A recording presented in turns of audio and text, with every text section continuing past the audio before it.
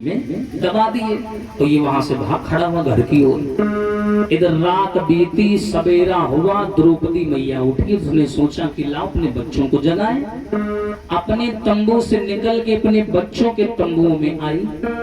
तो जैसे तंबू में आई, माँ ने जैसे तंबू का पर्दा हटाया तो क्या देखा कि बिस्तर पर खून ही खून फैला पड़ा है। चादर लाल पड़ गई। मैया घबरा गई। दौड़ करके जैसी माँ ने चादर हटाई तो देखा कि 5 बच्चों के धड़ पड़े हैं और सर गायब है। सोचो, जिस मैया का एक बेटा मर जाता वो मैया अपने आप को संभाल नहीं पाती, और जिस मैया के 5 बच्चे कटे पड़े हो सामने, सोचो मैया की ममता कैसी है, और ये 5 लुगाई क्या जाने, जाके नए पाँव बीमारी गई, ऐसो पीर पर आई क्या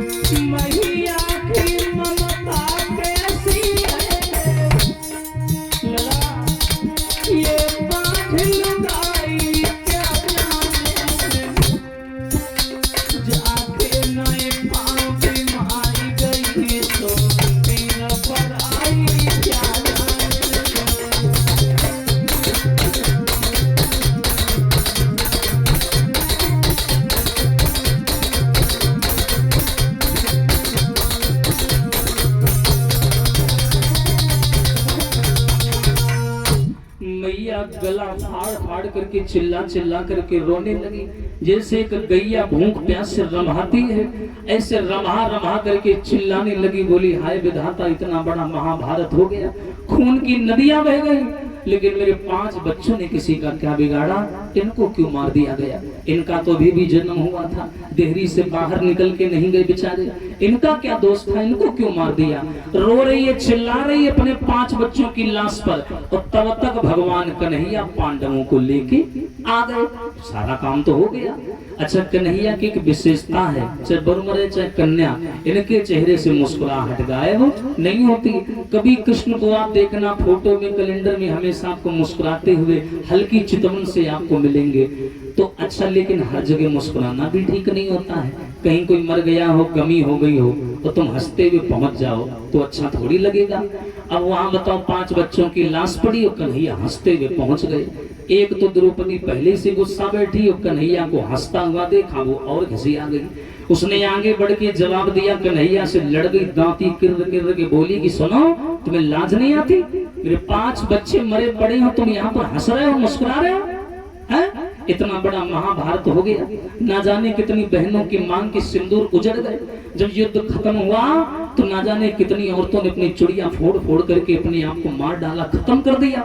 ना जाने कितनी मैया अपने बच्चों की लाश पर बिलक बिलक के मर गई। ना जाने कितने बच्चे भिखारी हो गए, अनाथ हो गए, उनके परिवार मर गए। लेकिन वारे घनश्याम, तुम्हारी आह नहीं बुझी, अभी तुम्हें शांति नहीं मिली। मेरे 5 बच्चे भी खा लिए तुमने। मेरे 5 बच्चों ने तुम्हारा क्या बिगाड़ा था?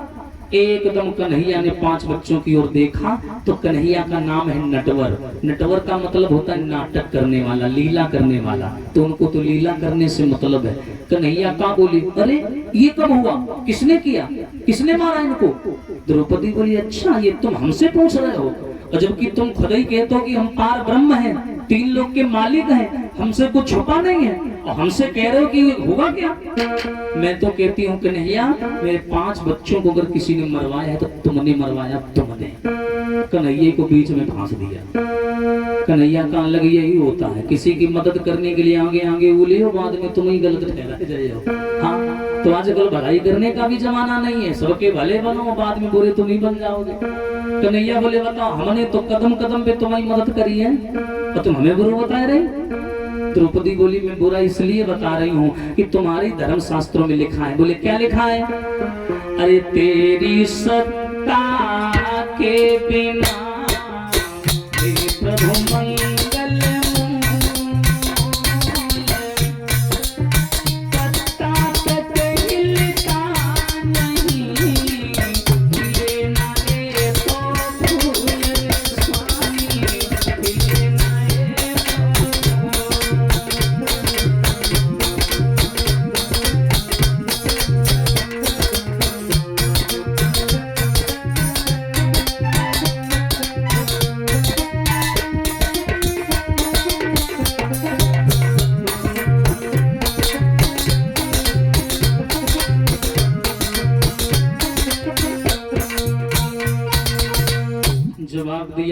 महाराज तेरी सत्ता के बिना हे प्रभु मंगल मूल और पत्ता तक हिलता नहीं खिले ना एको फूल। बोले जब संसार में बिना मर्जी के तुम्हारे कुछ नहीं होता तो बिना तुम्हारी मर्जी के मेरे 5 बेटा कैसे मारे गए?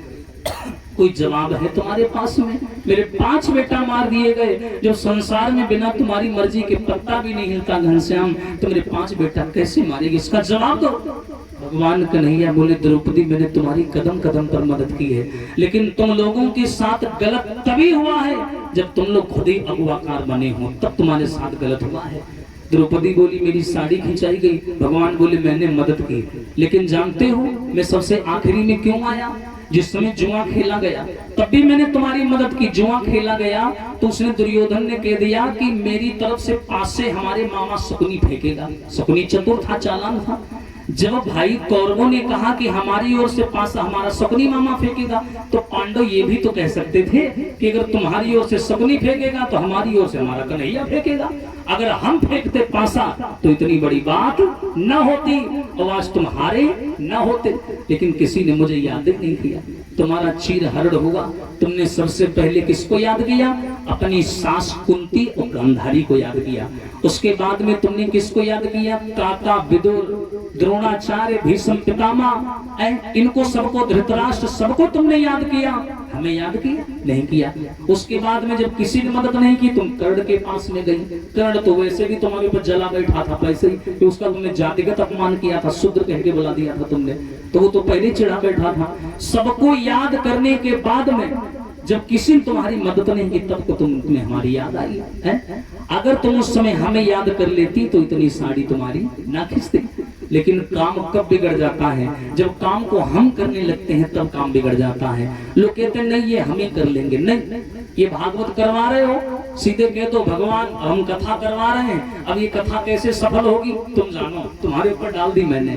मैं ये धंधा करने जा रहा हूँ, अब ये धंधा कैसे पार लगेगा तुम जानो, तुम्हारे भरोसे हमारी गाड़ी है तो तुम जानो, तुम्हारा काम जाने, हम तो माटी के पुतला हैं। लेकिन आदमी क्या कहता है हम सब कर लेंगे, है शरीर में दम नहीं है, हम किसी से कम नहीं, हाँ हम सब कर लेंगे, हम किसी से कम नहीं है, हम सब कुछ कर लेंगे, कोई बात नहीं है। लेकिन ये आदमी इतना स्वार्थी है समाज के लोगों, इसके हाथों से कोई अच्छा काम हो जाए तो कहता हमने किया, और कहीं बुरा काम हो जाए तो कहता है भगवान जिम्मेदार। लेकिन ऐसा ना करो, कोई भी जीवन में काम करो तो सीधे भगवान के हाथ में डाल दो। तो उससे कह दो क्या कि तेरे भरोसे मेरी गाड़ी, तू जाने तेरा काम जाने, तेरे भरोसे मेरी गाड़ी, तू जाने तेरा काम जाने।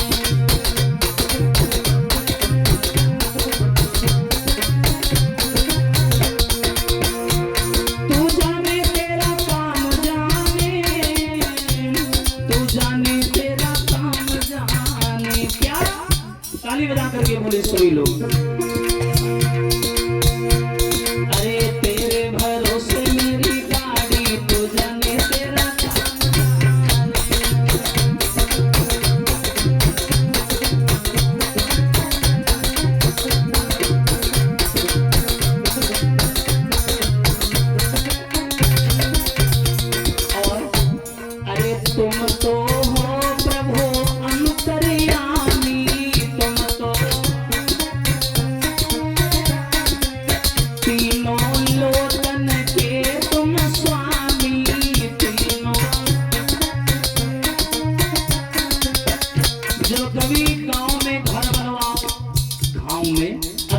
शहर में रहते हो, बाहर रहते हो, जो हमारी जन्मभूमि होती है, जहाँ हमने जन्म लिया होता है, वहाँ से हमारा धर्म और धर्म का अंश जुड़ा होता है। इसलिए जब भी कभी गांव में घर बनवाओ तो उस घर पर एक चौपाई जरूर लिखवा दो। परदेश में अगर रहते हो क्या लिखवा दो? उस यहाँ दीवार पे लिखवा दो कि यहाँ से निकले जो नर नारी, सबको सीताराम हमारी। ये जरूर लिखवा दो। तुम कहीं भी रहो लेकिन तुम्हारी गांव वालों की सीताराम तुम्हारे पास पहुंचती रहेगी। यहाँ से निकले जो नर नारी, सबको सीताराम हमारी। लेकिन ये कोई लिखवाता, कोई तो लिखवाएगा मोस्ट वेलकम, कोई लिखवाएगा कुत्तों से सावधान, तो यहाँ वो करना मना है, पकड़ेंगे तो 500 लगेंगे। ये सब लिखवाते हैं लोग। अरे तुम तो हो प्रभु अंतर्यामी,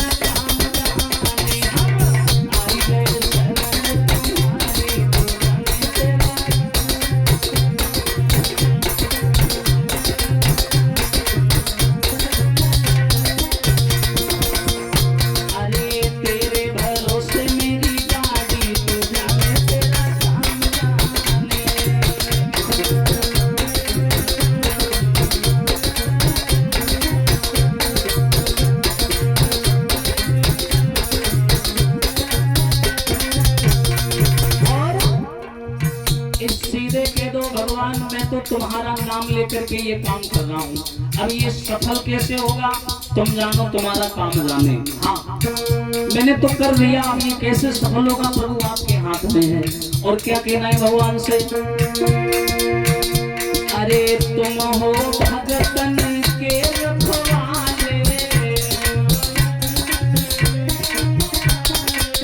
नटनंदन तुम मुरली वाले, और तेरे हाथों में डोर हमारी, तो जाने तेरा काम जाने, तेरे हाथों में डोर हमारी। हरि